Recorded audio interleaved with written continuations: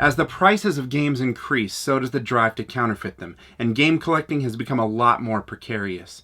But don't worry, with just a few simple tips, you'll know when it's safe to buy and when it's time to get out of there. Tip number 1, know the real thing. People that deal with counterfeit money are trained to know the real thing so much that if they encounter a fake, they know it instantaneously. The best thing you can do is know the feel, the weight, the look of genuine cartridges, the plastic, the label, the circuit board. Spend some quality time with authentic games. I'm just glad we can get to know each other better. These past few weeks have been amazing.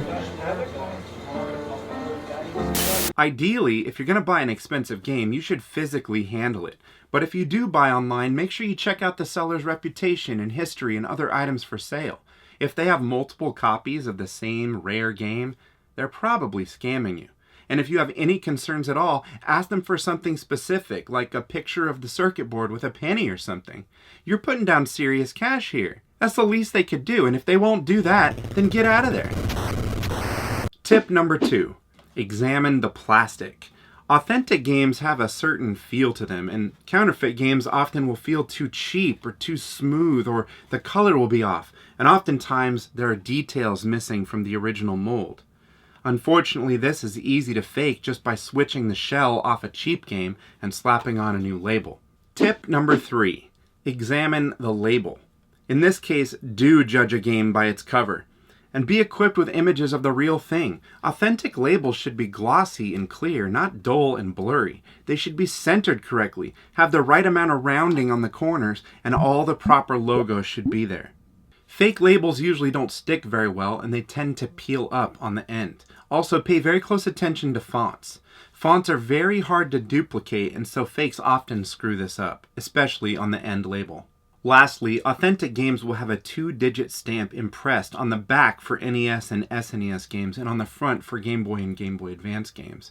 This isn't proof of authenticity, but almost all real games will have this. Tip number 4. Examine the board.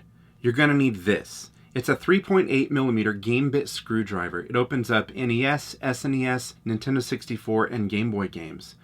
Of course, some of the early NES games used a standard flathead screw, but almost everything else is going to use this. You can get a kit that includes a 3.8mm, a 4.5mm, and a tri-wing screwdriver for under $10. Bring these tools with you. If someone won't let you see the board, they've done you a favor. Get out of there. If they do let you see the board, this is what you have to look for. Genuine boards will have Nintendo printed on them. If it uses a battery to save, it'll be soldered onto the board. Authentic chips will have a ROM chip ID number that matches the front label. Always compare the board to images from a trusted source. Fraudulent boards have many obvious features like double-decker chips, odd battery placement, EEPROM chips with little windows. Boards with wires and odd blobs of soldering are screaming at you, "I'm phony!" If it looks like something out of MacGyver, get out of there. Tip number 5, play it. If everything else checks out, there's only one thing left to do. Now, if you're at a game convention or a game store, this is easy. Just ask them to fire it up. But if you're going to meet someone at a Target parking lot, this could be more complicated. So bring your Game Boy Advance, your DS, a Game Boy, bring a Superboy, whatever it takes. The last thing you want to do is get home with your new copy of Ninja Gaiden Trilogy only to find Bebe's Kids.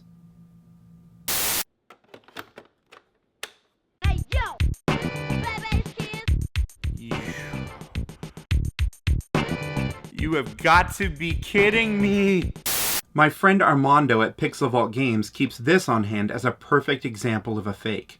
So let's use these tips and see what we find. Bonk's Adventure can be pretty pricey, so immediately I know that counterfeiters have an incentive to make a fake. I've handled a lot of games over the years, and I can tell immediately this feels too heavy. I haven't opened it yet, but my guess is it has a Famicom converter inside. The plastic looks and feels right, so I'm guessing that they used a real cartridge shell but replaced the labels. At first glance, the label looks real, but it has many red flags. First of all, it's not glossy. If you look at the difference, the way it shines off Bucky O'Hare, and it's just kind of muddled off of Bonk. And it doesn't quite fit right. They misapplied it and it sort of comes up over the cutout in the plastic. And lastly, if you look really close, it says reproduction label right there. Looking at the back, you see the number isn't impressed, but it's actually printed on there. So before I even open this, I have all these evidences that this is fake. But let's do it anyway. This is a clever psychological ploy. Many people will actually back down from disobeying the authority of the mighty seal. It says, security seal, do not remove, valid and authentic. The mighty seal has spoken. Well, games didn't come with seals like this, so too bad, I'm going in. Wait, the screws are flathead? Only early games had flathead. Bonks came out in 1994. Even if you brought the right bit, you wouldn't be able to open it. Man, they went all out. But I came prepared.